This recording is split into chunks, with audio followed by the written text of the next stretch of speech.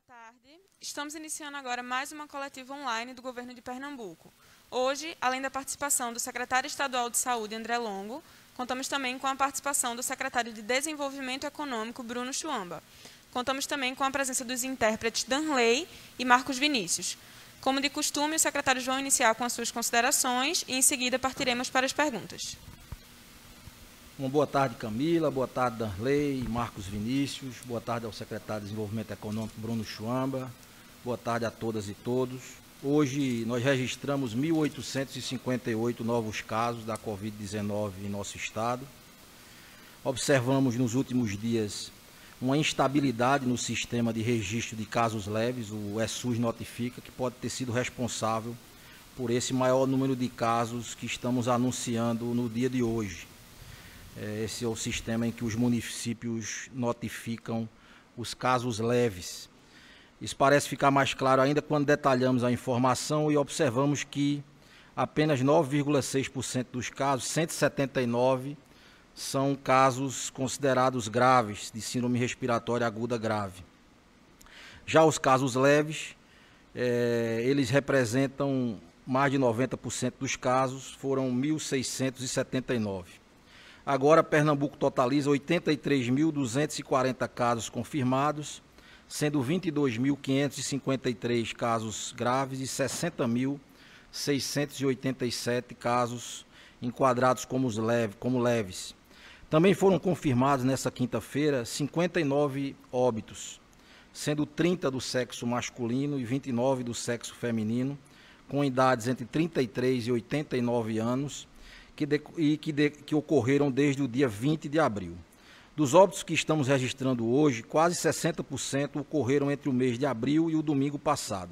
Nos últimos 3 dias, foram 25, sendo 5 óbitos na segunda-feira, 13 na terça-feira e 7 no dia de ontem. Com isso, infelizmente, chegamos a um total de 6.211 mortes pela Covid-19 em nosso estado. Gostaria de ressaltar que desde ontem também alcançamos a marca de mais de 60 mil pernambucanos recuperados da Covid-19. Hoje já são 60.360, cerca de 72,5% do total de infectados confirmados no nosso banco de dados. Como sempre digo, este é um dado que supera a frieza dos números e que nos motiva muito a continuar trabalhando. Sabemos que muitos desses pacientes, quase 12 mil pacientes, recuperaram-se graças a um dos quase 1,8 mil leitos que conseguimos montar num esforço conjunto, em especial com a Prefeitura da cidade do Recife, dos quais mais de 800 do estado só de terapia intensiva, somando-se a mais de 300 da Prefeitura da cidade do Recife, abertos neste que é o maior esforço sanitário, logístico e de mobilização de recursos humanos da história da saúde pública pernambucana. Inclusive, uma publicação recente da Fiocruz mostra esse esforço de Pernambuco, obtendo, inclusive, a segunda melhor proporção de leitos de UTI para a Covid quando relacionado à sua população, com uma taxa de 1,3 leito de UTI para cada 10 mil habitantes, ficamos atrás nessa proporção de leitos por habitante apenas do Espírito Santo, que tem 1,5 leitos para cada 10 mil habitantes. Às vezes as pessoas não têm a real noção da dificuldade que é abrir um leito, especialmente leitos de UTI, e em um tempo tão curto. Nós conseguimos abrir mais de 1.000 leitos nos últimos 4 meses, o que dá um esforço de quase 10 leitos por dia. É uma operação complexa que exige, de um lado, rápida resposta para dotar a estrutura de equipamentos e insumos, e, por outro, equipes altamente especializadas, com múltiplas especialidades e atuando em conjunto. Esse levantamento demonstra todo o esforço e a prioridade que o governo de Pernambuco está dando ao enfrentamento do novo coronavírus durante todo esse período. Esse é um processo que não se acabou. Estamos analisando permanentemente os dados da Covid-19 em nosso estado e continuando a fazer a nossa parte para garantir assistência a todos, nesse momento, muito focados no interior do estado. Para isso, nesse próximo sábado, como já anunciamos, o governador Paulo Câmara vai ao Sertão para colocar para funcionar novas estruturas, nesse que certamente já é o maior investimento da saúde pública feito na região, no interior do estado. De uma só vez e ao mesmo tempo, colocaremos em operação 258 leitos para o atendimento de pacientes com a Covid-19, além dos hospitais de campanha de Serra Talhada e Petrolina. Também vamos colocar em funcionamento a primeira etapa do Hospital Governador Eduardo Campos, em Serra Talhada, que será um dos mais modernos hospitais do interior, com 30 leitos de UTI, nesse momento, dedicados à Covid-19. Antecipamos a abertura desse hospital para atender, neste momento, a Covid-19, mas ele vai continuar sendo uma referência em saúde para toda a região após a pandemia, com sua ampliação em mais 2 etapas. Além disso, também temos a perspectiva de abrir ainda essa semana novos leitos no Hospital Mestre Vitalino, em Caruaru, e estamos para anunciar vagas também novas em Afogados da Engazeira. Estamos muito empenhados em fazer a nossa parte e os resultados aparecem. Os casos estão em queda, vários estudos apontam um horizonte epidemiológico positivo em Pernambuco, principalmente no Recife e na região metropolitana nesse momento.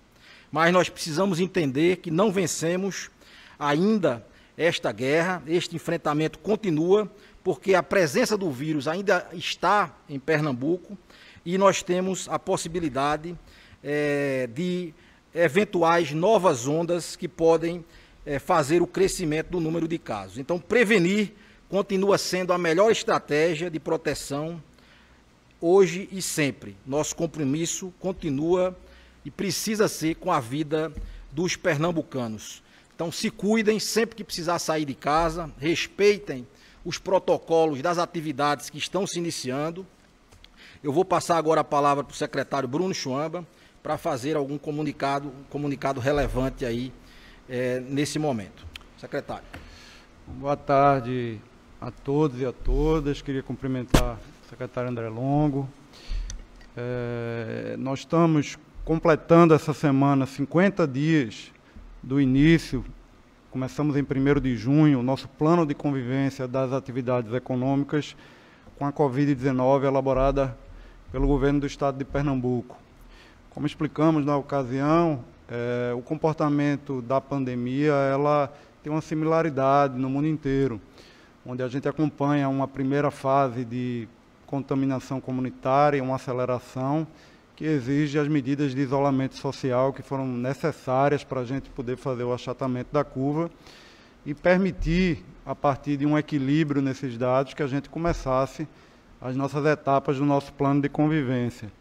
Conseguimos, a partir do dia 1º de junho, iniciar gradualmente a implantação das 11 etapas e fomos fazendo recortes regionais, acompanhando o comportamento da epidemia em cada região, para a gente poder, com um olhar muito forte nos dados da saúde, e gradualmente implementando as etapas que nós planejamos. Tivemos essa semana a entrada em operação da etapa 6 em 4 gerências regionais de saúde, aqui na região metropolitana, na Zona da Mata, com as cidades sedes de Recife, Goiânia, Palmares e Limoeiro. Nessa etapa, que iniciamos nesta segunda-feira, agora dia 20 de julho, tivemos a volta de segmentos importantes, como os serviços de alimentação e academia de ginástica. É muito importante que todos sigam os protocolos estabelecidos para que a gente possa continuar a volta das atividades de forma gradual, mas efetiva, que a gente possa estar sempre avançando no nosso plano de convivência. Nosso planejamento tem funcionado, o que tem nos permitido a ampliação das atividades, sem que o impacto no comportamento da pandemia provoque uma segunda onda maior do que a primeira, conforme o secretário André Longo relatou aqui. Esse tempo também foi necessário para montar toda essa estrutura de saúde, exatamente para fazer o atendimento dos pacientes que necessitassem. Dessa forma, gostaríamos de anunciar que estamos ampliando, a partir da próxima semana, segunda-feira, dia 27 de julho, a capacidade de atendimento do comércio, permitindo o atendimento de um cliente para cada 10 metros quadrados de área de loja, Com essa medida, a gente está dobrando a capacidade de atendimento do comércio varejista, que começou com a permissão de atender apenas uma pessoa para cada 20 metros quadrados, e agora a gente está podendo fazer esse avanço. Estamos também ampliando o horário de funcionamento dos shopping centers, permitindo que os mesmos abram mais cedo, iniciando a partir das 10 horas da manhã, permanecendo o mesmo horário de fechamento às 20 horas, para que a gente possa distribuir melhor a chegada nesses estabelecimentos, agora que temos academia e serviços de alimentação, como restaurantes, praça de alimentação, permitidos a funcionar. Vamos seguir avaliando os dados da saúde, o comportamento da pandemia em nosso comitê, com bastante atenção, para que a gente possa definir até o final de semana e anunciarmos em que etapa do nosso plano de convivência cada região do estado vai se enquadrar a partir da próxima semana, na próxima segunda-feira, dia 27 de julho. Então, é muito importante o comportamento das pessoas, das empresas, do estabelecimento, dos funcionários, dos clientes, para que a gente consiga ir voltando às atividades, mas que a gente possa conter a curva de contaminação e que nosso planejamento funcione de forma efetiva. Muito obrigado. A primeira pergunta de hoje é de Ana Maria Nascimento, do Diário de Pernambuco. Única cidade sem casos, Manari confirmou 2 infecções por Covid nos últimos dias. Assim, todas as 185 cidades do estado têm casos de Covid. Como a Secretaria interpreta esse cenário? Muda algo no enfrentamento à pandemia?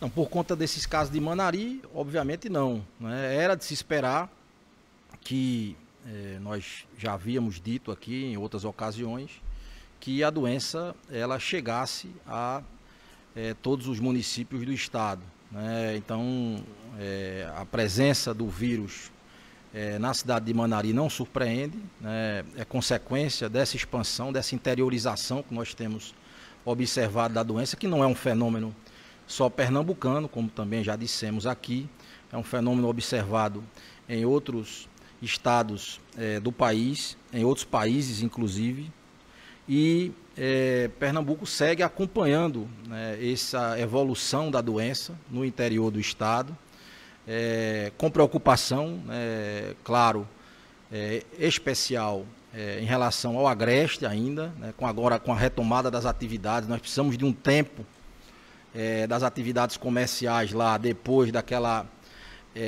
quarentena mais rígida, depois da operação quarentena lá em Caruaru e Bezerro. Nós precisamos observar, mais essa semana para ver como vai se comportar lá o Agreste e também como se comportará o Sertão, que estava em crescimento de número de casos em termos absolutos, tanto na terceira macro-região, cuja sede é Serra Talhada, quanto na quarta macro-região, cuja sede é Petrolina. É por isso que também o governo do estado está concentrando seus esforços de expansão da capacidade instalada nessas regiões. Temos previsão de abertura de leitos ainda no Agreste, abrimos leitos essa semana, em Garanhuns, devemos abrir leitos em Caruaru ainda, né? Temos a previsão, como falei na narrativa inicial, também de abertura de leitos no próximo sábado, tanto em Serra Talhada quanto em Petrolina, para atender as pessoas com Covid-19 na região, sem precisar que façam grandes deslocamentos para outras macro-regiões. O que nós pudermos resolver dentro da macro-região, mais perto de onde a população mora, melhor. Esse é o intento, é o objetivo, é a determinação do governador Paulo Câmara, que é repassada para a Secretaria de Saúde, para que a gente possa ter esse atendimento qualificado, cada vez mais perto, cada vez mais descentralizado no interior do estado. G1 Pernambuco para o secretário Bruno. O secretário Décio Padilha falou que a previsão de arrecadação do estado seria muito ruim até julho. Atualmente, há alguma melhora desse cenário diante das reaberturas recentemente feitas? Bem, o cenário fiscal ainda é bastante complexo, porque o isolamento fez com que houve realmente uma queda na atividade econômica, consequentemente na arrecadação, por um lado, e por outro, houve um aumento nas despesas, todos os investimentos que foram necessários para montar todos esses equipamentos de saúde. A partir do momento que a gente consegue viabilizar a volta gradual das atividades econômicas a partir de junho, a gente já percebe uma melhora na parte da arrecadação do que a gente está chamando do novo normal. Então, ainda precisamos colocar as atividades para funcionar de forma gradual, ela não tem o mesmo volume de movimento que tinha antes da pandemia, mas o nosso planejamento é exatamente que a gente consiga implementar as etapas e sempre avançando, etapa a etapa, para que a gente possa fazer uma recuperação da atividade econômica do Estado de Pernambuco, consequentemente melhorando a arrecadação do Estado. Ainda para o secretário Bruno, Eduarda Barbosa, do portal Folha PE. Como o governo tem observado a reabertura dos serviços de alimentação e academias, a fiscalização tem encontrado algum descumprimento? Todo esse processo do plano de flexibilização foi feito com muito diálogo com os setores. Então, nós estabelecemos protocolos, dialogamos, publicamos antes, e a gente vê como que os estabelecimentos têm cumprido rigorosamente o que o governo do Estado tem estabelecido nos seus protocolos. A gente tem esse indicativo de fazer sempre uma entrada gradual, não entrar com a carga toda, não entrar com o horário todo que funcionava antes, exatamente para a gente poder fazer uma avaliação. Então, nesse primeiro momento, a gente sente ainda que é um começo, agora começamos somente na segunda-feira, está todo mundo voltando a se adaptar ao que a gente tem chamado do novo normal, e a gente sente que os estabelecimentos têm sim se adequado às normas que o governo do Estado colocou. É muito importante que as pessoas, os clientes também, obedeçam esses protocolos, utilizem as máscaras, obedeçam o distanciamento social, para que o conjunto da sociedade possa ter o ganho da volta das atividades econômicas, mas que a gente não tenha um índice de contaminação voltando ao nível que a gente tinha. É importante dizer que, complementando aí o secretário Bruno, que as vigilâncias sanitárias, tanto estadual como municipal, o PROCON, a própria Secretaria de Defesa Social, estarão fazendo uma fiscalização intensiva nos próximos dias, muito no sentido também da orientação.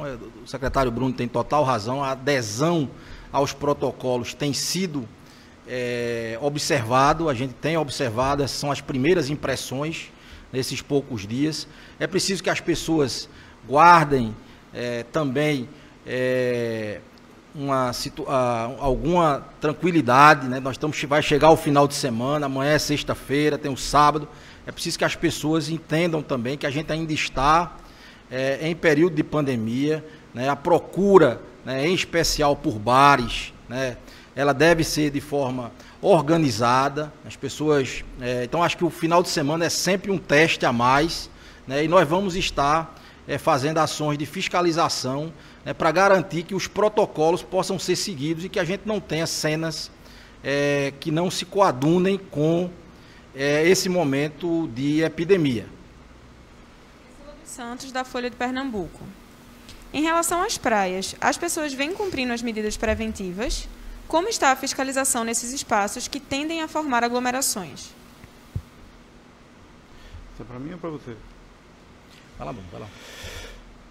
Bom, em relação às praias, o governo do Estado compreendeu que as prefeituras têm um domínio sobre o território melhor do que o governo do Estado. Por isso, dialogamos com as prefeituras para que eles pudessem fazer a regulamentação das atividades que estão ou não permitidas na praia.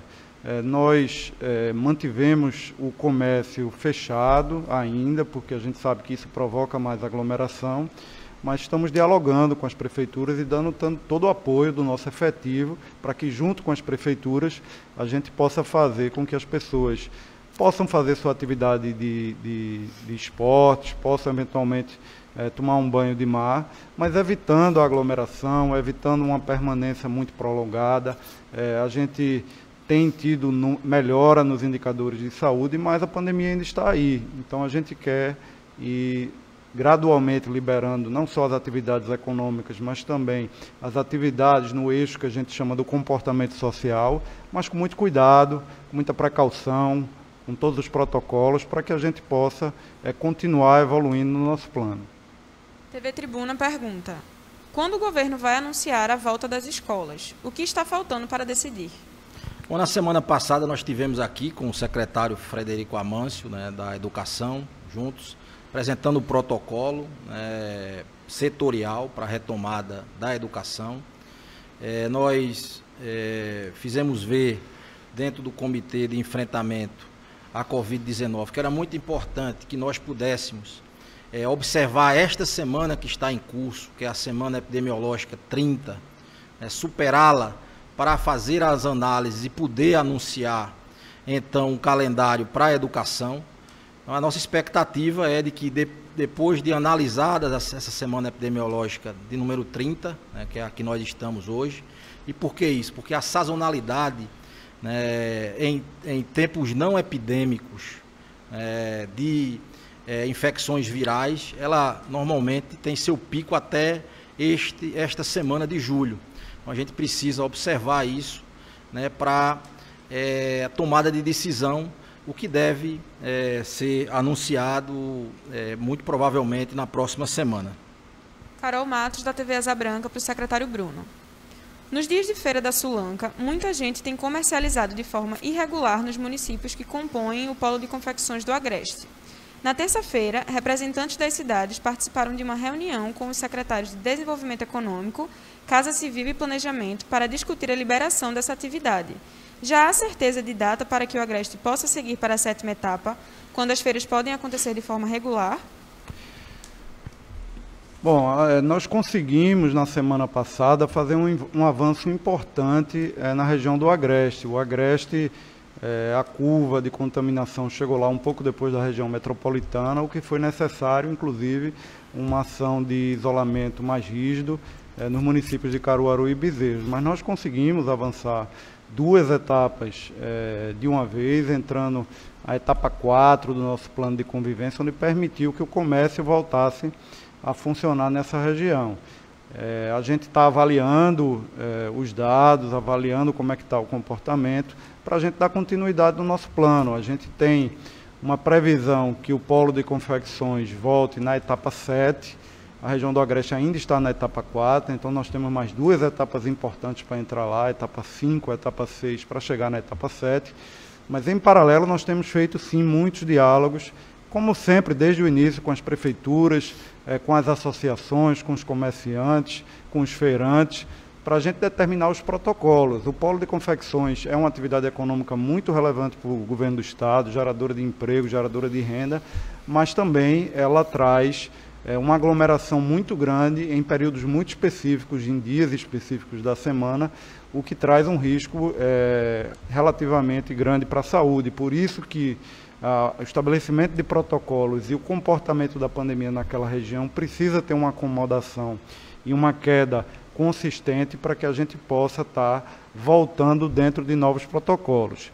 Dentro do nosso plano de convivência, que são em 11 etapas, a gente coloca cada atividade dentro de uma etapa, mas as datas específicas vão depender da análise semanal que nós fazemos aqui no comitê, e essa semana ainda estamos finalizando as análises para determinar em que etapa cada região vai ficar a partir da semana que vem, e semana a semana a gente vai estar divulgando cada gerência regional de saúde se pode avançar, se vai ficar onde está, ou se eventualmente o que a gente não quer tenha que recuar se realmente a gente sentir que há um dado que não traga conforto.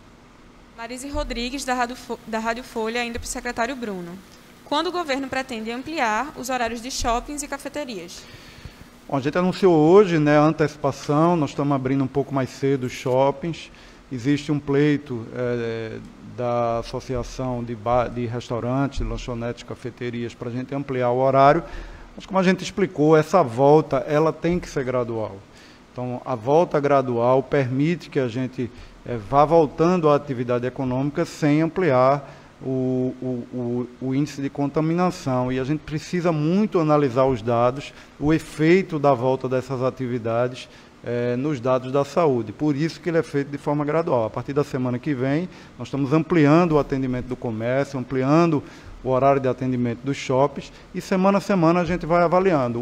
Em os números permitindo, a gente vai gradualmente ampliando os horários de funcionamento dessas atividades. Lara Cavalcante, da Rádio Petrolina FM. É uma grande preocupação a questão dos leitos públicos e privados de UTI para crianças aqui em Petrolina. Também recebemos a informação que o Ministério da Saúde enviou 10 respiradores para o Hospital Dom Malan.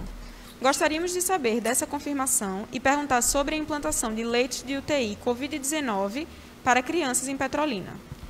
Bom, primeiramente dizer que Petrolina é uma preocupação, sim. A 8ª região de saúde lá e toda a 4ª macro-região tem tido alvo de investimentos por parte do governo do estado. Nós estaremos agora no próximo sábado colocando em funcionamento, junto com o governador Paulo Câmara, o hospital de campanha, que fica anexo lá ao hospital da Univasf. Dizer que o Hospital Dom Malan, ele é referência em crianças, né, na área materna e infantil, ele tem condições de receber crianças com sintomas da Covid-19, tem recebido. É fato que nós temos dificuldades de capacidade instalada na região, tanto no setor público quanto no setor privado, né, para a área infantil, né, e para isso nós dispomos, quando na necessidade de um suporte de terapia intensiva mais específico, né, de UTI no ar para fazer remoções. É importante dizer também que lá naquela região nós temos a rede Pernambuco-Bahia, que tem uma interação lá importante ali na região do Vale do São Francisco, entre Juazeiro e Petrolina, Juazeiro do lado da Bahia, que faz com que a gente precise pensar aquela região dentro dessa rede interestadual. Então há possibilidade, inclusive, de cooperação entre Pernambuco e Bahia em relação a essa questão das crianças. Em relação a esses respiradores, foi de fato, houve esse recebimento. Nós não estávamos esperando esses respiradores que chegaram ao Dom Malan. Estamos entrando em contato com o Ministério da Saúde para esclarecimento acerca desses respiradores. Havia um pedido de respiradores por parte da Prefeitura de Petrolina, da Prefeitura Municipal de Petrolina. Talvez tenha havido algum tipo de equívoco na entrega, a gente está checando isso. Pernambuco tem respiradores, né, naquela região, inclusive que tinha se colocado à disposição da reitoria da Univasf para implantar no hospital universitário, que na verdade formaria um grande complexo entre o Hospital Universitário da Univasf e o Hospital de Campanha do Estado. Assim foi programado junto com a Univasf. A EBSE está apontando alguns problemas para a implantação desses leitos, posterior à sessão. Nós estamos analisando essa conjuntura lá da região, mas o objetivo do Estado é garantir assistência lá na região da melhor maneira possível. Ampliamos os leitos recentemente na UPAE, de Petrolina, temos mais 10 leitos de UTI lá à disposição. Esperamos que a EBSE e o Hospital Universitário de Petrolina possa também ampliar, aproveitar uma parte desses respiradores que foram entregues para o Estado, aumentando sua capacidade instalada, para que esse conjunto, né, de investimentos, tanto do município, quanto do governo do Estado, quanto do governo federal, através da Univasf e da EBSE, possam atender a contento lá a região.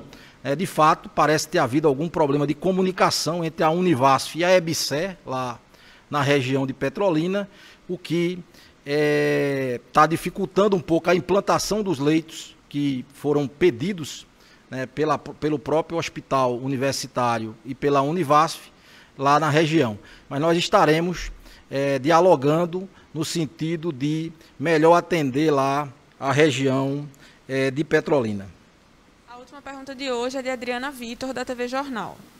Pernambuco vem sendo apontado como em situação estável em relação à Covid-19. Há quem diga que não saímos do período mais crítico. O que falta para apresentarmos queda real nos números? Bom, veja, queda real dos números nós já temos, isso sob qualquer prisma, né? Nós temos uma análise que tem saído com frequência, mostrando uma estabilidade de Pernambuco, mas é preciso dizer que, apesar de se usar, né, um modelo interessante, que é o modelo da média móvel, está se utilizando, o modelo da média móvel pelo anúncio, né, dos casos e dos óbitos.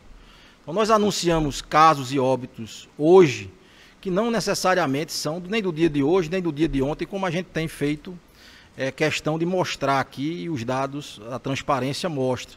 Então, quando você distribui esses casos, esses óbitos, pela data da ocorrência, pela data do início dos sintomas, você vê que esses casos, muitas vezes, são casos mais antigos e que formam uma curva claramente descendente, tanto de casos de síndrome respiratória aguda grave, quanto de óbitos. E, fundamentalmente, nós observamos, apesar da expansão contínua de leitos, nós observamos uma redução do número de pacientes internados, uma redução da pressão sobre o sistema de UTI que nos faz crer, afirmar com bastante clareza de que a fase mais crítica da epidemia já passou. Isso não quer dizer, como nós temos sempre reforçado, que nós erradicamos o vírus ou que nós temos um total controle sobre a situação, coisa que todos os especialistas afirmam que só será possível quando você tiver a vacina, na medida em que nós nos propusemos a fazer um plano de convivência com a Covid-19. Então é preciso ter clareza de que a fase mais crítica da primeira onda, do primeiro ciclo da doença, ele já passou. Nós hoje estamos numa estabilidade, num patamar bem mais baixo do que nós já estivemos, mas nós temos que estar alertas, com cautela, para a possibilidade de novas ondas. É isso que nós temos visto em alguns outros países e o que nos faz reger pela cautela na retomada das atividades, sempre preservando os princípios basilares da convivência com o vírus, que são fundamentalmente a utilização da máscara de forma correta de proteção, a higiene adequada das mãos, do contato, após contato com superfícies, sempre com água e sabão ou com álcool em gel, e os princípios do distanciamento social e do seguimento rigoroso dos protocolos de retomada das atividades em todas as áreas em que nós nos propusemos, além de um outro princípio que é fundamental, que é o da preservação das pessoas de risco, em especial aquelas que têm doenças pré-existentes e as pessoas idosas que são mais susceptíveis à doença. Muito obrigado. Encerramos mais uma coletiva online do Governo de Pernambuco. O vídeo completo fica disponível no YouTube do Governo. Obrigada, boa tarde.